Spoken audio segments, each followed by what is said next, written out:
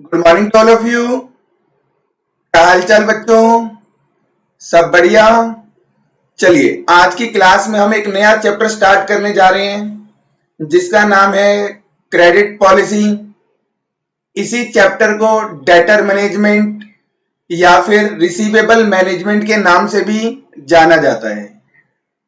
अब ये चैप्टर क्या है, क्या कॉन्सेप्ट है इस चैप्टर के, तो बेटा चलिए उसको डिस्कस करते हैं। बहुत ध्यान से समझना सारी बातों को। ये टोयोटा कंपनी है और आपने फाइनेंशियल मैनेजमेंट का जब मैंने इंट्रोडक्शन चैप्टर पढ़ाया था, जब मैंने इंट्रोडक्शन ऑफ फाइनेंशियल मैनेजमेंट पढ़ाया था आपको, तो मैंने आपको बताया था कंपनी का ऑब्जेक्टिव क्या होता है। क्या होता है कंपनी का objective? Maximisation of wealth of shareholder. Company का ऑब्जेक्टिव क्या होता है? वेल्थ मैक्सिमाइजेशन, शेयर होल्डर की वेल्थ को मैक्सिमाइज करना। अब देखिए बेटा, ये शेयर होल्डर है, ये शेयर होल्डर है टोयोटा कंपनी के। तो इन शेयर होल्डर के प्रति टोयोटा कंपनी की ऑब्लिगेशन है कि वो इन शेयर होल्डर की वेल्थ को क्या करे? मैक्सिमाइज करे। तो कंपनी का ऑब्जेक्टिव बन गया to maximise the wealth of shareholder. अब शेयर होल्डर की वेल्थ को मैक्सिमाइज करना है तो उसके लिए कंपनी को क्या करना होगा बेटा? अपने प्रॉफिट को मैक्सिमाइज करना होगा। अगर शेयर होल्डर की वेल्थ को मैक्सिमाइज करना है तो कंपनी को क्या करना पड़ेगा? प्रॉफिट को मैक्सिमाइज करना पड़ेगा। अब प्रॉफिट को अगर मैक्सिमाइज करना है तो उसके लिए जरूरी है कि कंपनी को सेल बढ़ानी पड़ेगी। प्रॉफिट को मैक्सिमाइज करना है तो उसके लिए क्या जरूरी है? Sale maximisation, increase in sale, sale बढ़ाओ। अब बेटा आप सभी बच्चे जानते हो सेल दो तरीके से की जाती है, कैश सेल और क्रेडिट सेल। सेल कितने तरीके से की जाती है? कैश सेल और क्रेडिट सेल। अब आप में से बहुत सारे बच्चों ने मैकडी के अंदर बर्गर खाया होगा, खाया हुआ है ना बच्चों मैकडी के अंदर बर्गर। तो आपने देखा होगा कि आप जब मैकडी के अंदर जाते हो तो आप पहले पैसे देते हो, बाद में आपको बर्गर मिलता है। मिलता है या नहीं मिलता? मिलता है। आप डोमिनोज में जाओ, पहले आप पैसे दोगे, दैट इज पेमेंट करोगे, फिर आपको पिज्जा डिलीवर होगा। तो यहां पर मैकडी और डोमिनोज ने अपनी पॉलिसी सेट करी हुई है कि उनको अपना प्रोडक्ट कैश में बेचना है। वो अपने प्रोडक्ट को क्रेडिट के ऊपर सेल नहीं करते। डोमिनोज और मैकडी ने क्या करा हुआ बच्चों? अपनी पॉलिसी सेट की हुई है कि वो अपने गुड्स को क्रेडिट के ऊपर सेल नहीं करेंगे, चाहे भले ही प्रॉफिट मैक्सिमाइज हो या ना हो। मैकडी और डोमिनोज ने क्या करा बच्चों? पॉलिसी बना ली कि हम तो क्या करेंगे? क्रेडिट में नहीं बेचेंगे, चाहे प्रॉफिट मैक्सिमाइज हो या ना हो। ये तो मैकडी और डोमिनोज की बात कर रहा हूं बेटा। बट हमारे केस में जो हमारी कंपनी है टोयोटा, उसने तो ऑब्जेक्टिव सेट करा है कि शेयर होल्डर की वेल्थ को मैक्सिमाइज करना है। अब शेयर होल्डर की वेल्थ को मैक्सिमाइज करना है तो प्रॉफिट को क्या करना पड़ेगा? मैक्सिमाइज। प्रॉफिट को मैक्सिमाइज कैसे करें? तो उसके लिए हमें सेल बढ़ानी पड़ेगी। अब सेल दो तरीके से होती है, कैश और क्रेडिट। तो बेटा अगर हमारे को प्रॉफिट मैक्सिमाइज करना है तो हमारे लिए जरूरी है कि हम अपने प्रोडक्ट को कैश और क्रेडिट दोनों में सेल करें। बताओ जरूरी है या नहीं है? जरूरी है। क्यों जरूरी है? तो जरा सोच के देखो बेटा, हमारी जो कंपनी है टोयोटा कंपनी, ये क्या बनाती है? कार। अब ये कार जो बनाती है बेटा, कार का प्राइस सोचो क्या होता है बेटा? 6-7 लाख रुपए से, 6-7 लाख रुपए से कार का प्राइस स्टार्ट होता है। अगर मैं मान लू बच्चों प्राइस 6 लाख रुपए भी है, तो आप मुझे बताओ, क्या बेटा हर एक इंसान के लिए यह पॉसिबल है कि वो 6 लाख रुपए का इमीडिएट पेमेंट करके कार को खरीद ले? क्या बेटा ये पॉसिबल है? नहीं। बट अगर मैं बात करूं मैकडी और डोमिनोज की, तो बेटा मैकडी का बर्गर कितने का होगा? 100 रुपए का, 200 रुपए का। और डोमिनोज का पिज्जा 500 से 800 रुपए का। तो बेटा ये जो प्राइस है 50 से 200 रुपए का बर्गर या 300 रुपए से 800 रुपए तक का पिज्जा, ये तो कोई भी इंसान इमीडिएटली पे कर सकता है और इस अमाउंट को पे करने में कोई दिक्कत भी नहीं आएगी। तो उन्होंने तो पॉलिसी बना दी मैकडी और डोमिनोज वाले ने कि हम तो क्रेडिट पे नहीं बेचेंगे, क्योंकि ये तो बहुत छोटा सा अमाउंट है, हर कोई इंसान इसे इजीली पे कर सकता है। बट हमारे केस में हमारी कंपनी का तो प्रोडक्ट है बेटा कार। अगर हम कार को कैश में बेचें, अगर हम कार को कैश में बेचें और क्रेडिट में सेल ना करें, तो बेटा हर एक इंसान के लिए पॉसिबल नहीं है कि वो 6 लाख रुपए का पेमेंट इमीडिएटली कर दे। तो यहां पर हमारी कंपनी की तो क्या है बच्चों, मजबूरी है कि उसको क्रेडिट में गुड्स को बेचना ही पड़ेगा, क्रेडिट के ऊपर कार को बेचना ही पड़ेगा। क्यों? क्योंकि यहां पर मजबूरी है कि अगर आपने क्रेडिट के ऊपर नहीं बेचा तो बेटा आपकी सेल कभी भी इंक्रीज नहीं होगी, क्योंकि इंडिया में तो लिमिटेड पर्सन ही है जो इमीडिएट पेमेंट करके क्या करते हैं, कार खरीद लेते हैं। और मोस्टली पर्सन तो क्या करते हैं बेटा, क्रेडिट पे खरीदते हैं, इंस्टॉलमेंट पे खरीद के लाते हैं। तो यहां पर अगर टोयोटा कंपनी को अपनी सेल मैक्सिमाइज करनी है तो उसे क्या करना पड़ेगा, अपनी कार को क्रेडिट के ऊपर बेचना ही पड़ेगा। और जब कंपनी गुड्स क्रेडिट पे बेचेगी तो बेटा क्या क्रिएट होगा, डेटर या फिर रिसीवेबल। तो डेटर और रिसीवेबल क्यों क्रिएट होते हैं? क्योंकि कंपनी अपने गुड्स को क्रेडिट के ऊपर ऑफर करती है।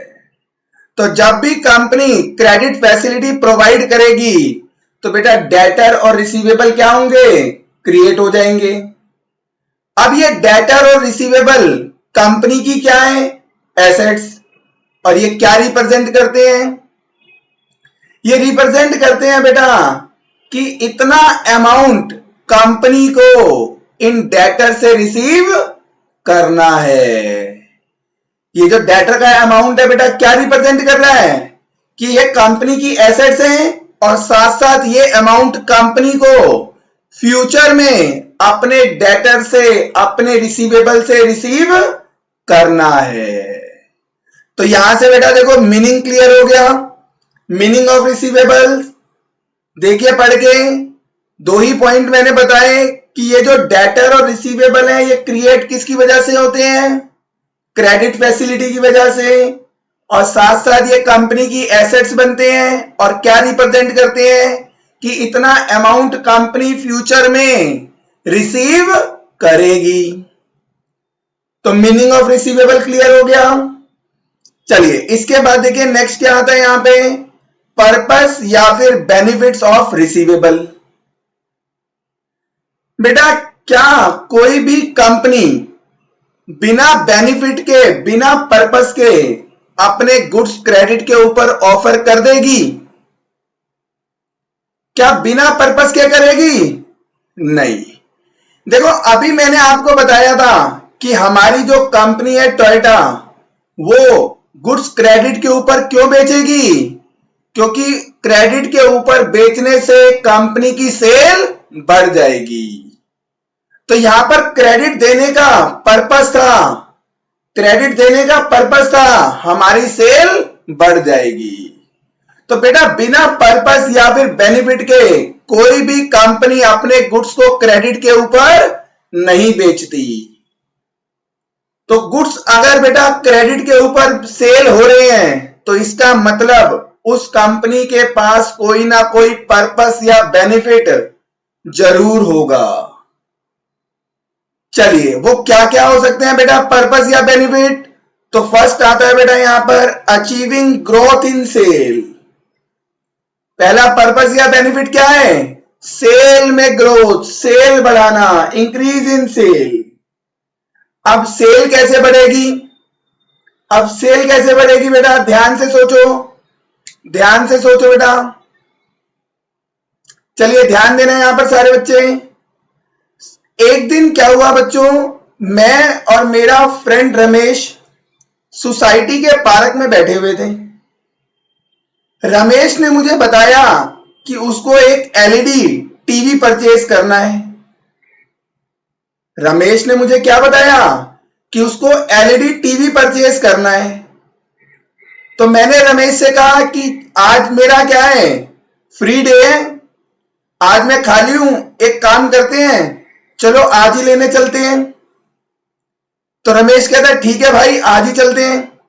तो रमेश अपने घर गया, वहां से कुछ पैसे उठा लाया और अपने कार की चाबी ले आया। अब हम दोनों उसकी कार में कहां चले गए, एलईडी टीवी की शॉप पे। हम कहां चले गए, एलईडी टीवी की शॉप पे। अब शॉप पे जाने के बाद हमें सेल्समैन ने एक 56 इंच का स्लिम फिट प्यारा सा सुंदर सा एलईडी टीवी दिखाया और साथ साथ हमारे को बताया कि ये टीवी फुली एचडी है और साथ साथ 3D फैसिलिटी भी अवेलेबल है। अब हम दोनों टीवी को देख रहे हैं और टीवी हम दोनों को बहुत ही प्यारा लग रहा है। तो मेरे भी मन में आया क्यों ना इस टीवी को परचेज कर लिया जाए, और मेरे फ्रेंड रमेश के भी मन में आया कि इस टीवी को क्या कर लिया जाए, परचेज। हमने सेल्समैन से प्राइस पूछा, सेल्समैन ने प्राइस बताया 1 लाख रुपए। अब बेटा यहां पर जरा ध्यान से देखो, क्या मैं मेंटली प्रिपेयर्ड होके गया था एलईडी परचेज करने के लिए, नहीं, मैं तो रमेश के साथ आया था क्योंकि रमेश को एलईडी परचेज करना था। तो मैं घर से प्रिपेयर्ड होके थोड़ी ना आया था कि मुझे एलईडी परचेज करना पड़ेगा या मुझे एलईडी परचेज करना है। तो मैं जब मेंटली प्रिपेयर्ड ही नहीं था तो बेटा मैं घर से कैश भी लेके नहीं आया, मैं घर से कैश भी नहीं लेके आया, बट मेरे को एलईडी पसंद आ गया और वो मुझे इतना प्यारा लग रहा है कि बस मैंने सोच लिया कि इस एलईडी को तो अपने घर में लेके ही जाऊंगा। अब मेरा जो फ्रेंड है रमेश, वो घर से पैसे तो लेके आया था, लेकिन वो पैसे लेके आया था 60,000 रुपए। उसके माइंड में था कि 60,000 रुपए तक का एलईडी लेना है, बट उसको भी पसंद आ गया 1 लाख रुपए का 56 इंच का स्लिम फिट प्यारा सा सुंदर सा fully HD plus 3D TV. अब रमेश को भी पसंद आ गया, बट रमेश के पास उतना कैश नहीं है। अगर हम दोनों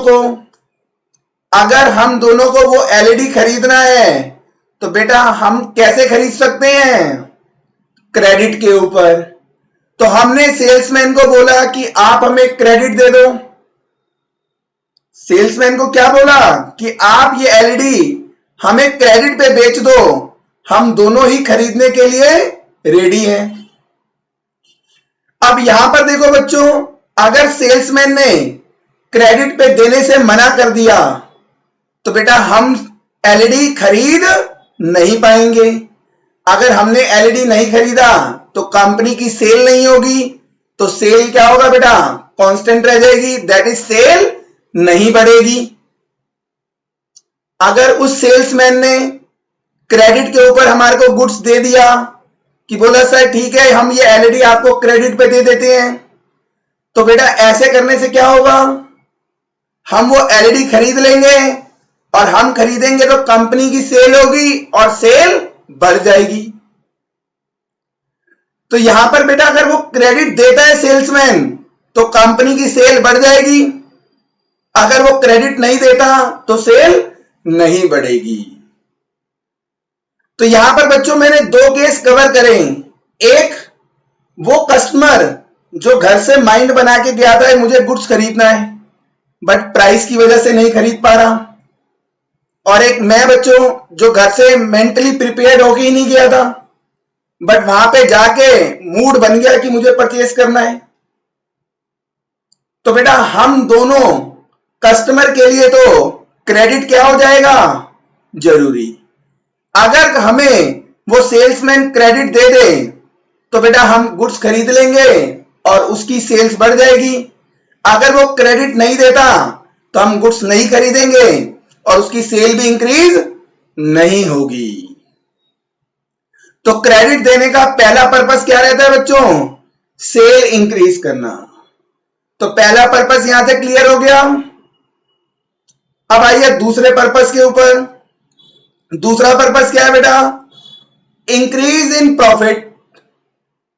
अब आप खुद सोच के देखो, जब गुड्स क्रेडिट पे बेचे तो बेटा सेल बढ़ी, सेल बढ़ेगी तो प्रॉफिट भी बढ़ेगा ही बढ़ेगा।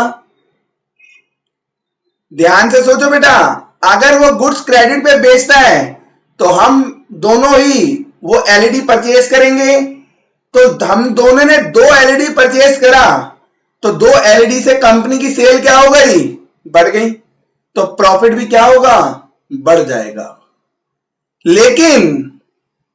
लेकिन बच्चों कभी आपने नोटिस करा है कि जो कैश प्राइस होता है ना वो क्रेडिट प्राइस से कम होता है? कभी किसी ने नोटिस करा है? अगर नहीं करा तो अब करना। अगर आप कोई भी गुड्स कैश में खरीदते हो तो वो कहता है हम आपको 5% या 10% कैश डिस्काउंट दे देंगे। लिखा होता है या नहीं लिखा होता, कैश डिस्काउंट 5% या 10%। तो इसका मतलब अगर हम कैश में खरीदेंगे तो प्राइस क्या होगा बेटा, कम, और क्रेडिट में खरीदेंगे तो प्राइस थोड़ा सा क्या होता है, ज्यादा। तो सेल्समैन ने हमारे को बताया कि सर ये जो प्राइस हमने आपको दिया था 1 लाख रुपए, ये कैश प्राइस था। अगर आप इस एलईडी को क्रेडिट के ऊपर लेना चाहते हो तो आपको ये 1 लाख रुपए में नहीं मिलेगा, 1,10,000 रुपए का मिलेगा। 1,10,000 रुपए का मिलेगा। तो यहां पर बच्चों, यहां पर वो हमसे एक एलईडी के ऊपर एडिशनल कितना चार्ज कर रहा है, 10,000 रुपए। और मैं और मेरा फ्रेंड हम दोनों मिलकर दो एलईडी परचेज करेंगे और एक एलईडी पे अगर 10,000 एक्स्ट्रा चार्ज कर रहा है तो बेटा दो एलईडी के ऊपर कितना एक्स्ट्रा चार्ज होगा, 20,000। तो जब 20,000 कंपनी ने एक्स्ट्रा चार्ज कर लिया तो बेटा उस एक्स्ट्रा अमाउंट के बदले क्या कंपनी को कोई कॉस्ट आई, नहीं। तो ये सीधा सीधा अमाउंट जो था बेटा 20,000 रुपए, वो कंपनी का प्रॉफिट को क्या करेगा, बढ़ा देगा। वो कंपनी के प्रॉफिट को क्या करेगा, बढ़ा देगा। तो बेटा जब भी कंपनी गुड्स क्रेडिट पे बेचती है तो उसको बेटा दो बेनिफिट मिलते हैं। एक, अगर कैश में जो बेचेगी वो जो प्रॉफिट था वो तो मिलेगा ही मिलेगा, लेकिन क्रेडिट प्राइस जो ज्यादा होता है कैश प्राइस से, उससे भी कंपनी का क्या होता है, प्रॉफिट बढ़ जाता है। तो कंपनी को बेटा डबल बेनिफिट मिलता है, डबल प्रॉफिट रिसीव होता है। अब कंपनी को डबल प्रॉफिट हो रहा है तो बेटा प्रॉफिट बहुत तेजी से क्या होगा, बढ़ेगा। तो कंपनी तो चाहेगी कि ज्यादा से ज्यादा गुड्स क्या हो, क्रेडिट के ऊपर सेल हो। तो दूसरा पॉइंट क्लियर हुआ बच्चों, इंक्रीज इन प्रॉफिट। पहले यहां तक किसी बच्चे को कोई भी डाउट है, किसी भी बच्चे को नहीं है? चलिए अब मैं आपको तीसरा पर्पस बताने जा रहा हूं बेटा क्रेडिट देने का, कि क्यों क्रेडिट ऑफर किया जाता है। बहुत ध्यान से सुनना। सपोज करो बेटा मैं एक शॉपकीपर हूं, मैं एक शॉपकीपर हूं और जो मेरा फ्रेंड है रमेश वो भी शॉपकीपर है, और हम दोनों की जो शॉप है ना एक ही मार्केट में है, हम दोनों एक दूसरे के कॉम्पिटिटर हैं। क्या बताया मैंने? मैं और मेरा फ्रेंड रमेश दोनों की शॉप एक ही मार्केट में है और हम एक दूसरे के कॉम्पिटिटर हैं। अब मार्केट में अचानक से रिसेशन पीरियड आ गया। मार्केट में अचानक से रिसेशन पीरियड आ गया। अब जब रिसेशन पीरियड आता है तो आप सभी बच्चों को पता है कि लोगों की अर्निंग पावर क्या हो जाती है? कम। जब लोगों की अर्निंग ही कम हो जाएगी तो बेटा लोग अपने एक्सपेंसेस भी क्या कर देते हैं? कम। अब जब लोग खर्चे ही कम करेंगे तो मेरी शॉप पे और रमेश की शॉप पे कस्टमर आने भी क्या हो जाएंगे? कम हो जाएंगे। मेरी और रमेश की शॉप पे कस्टमर आने भी क्या हो जाएंगे? कम। अब हमारी शॉप पे कस्टमर कम आएंगे तो हम दोनों की भी अर्निंग क्या हो जाएगी? कम। अब रमेश ने दिमाग लगाया कि अगर मेरे कस्टमर उसकी दुकान पर पहुंच गए तो वो अपनी क्या करेगा? पहले वाली अर्निंग मेंटेन कर लेगा।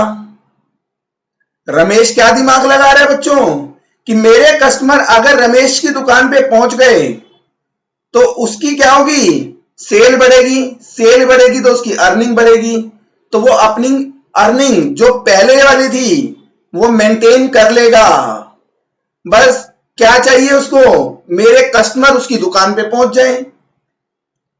अब रमेश तो लगा हुआ है दिमाग लगाने पे कि किसी तरीके से मेरे कस्टमर उसकी दुकान पर पहुंच जाए।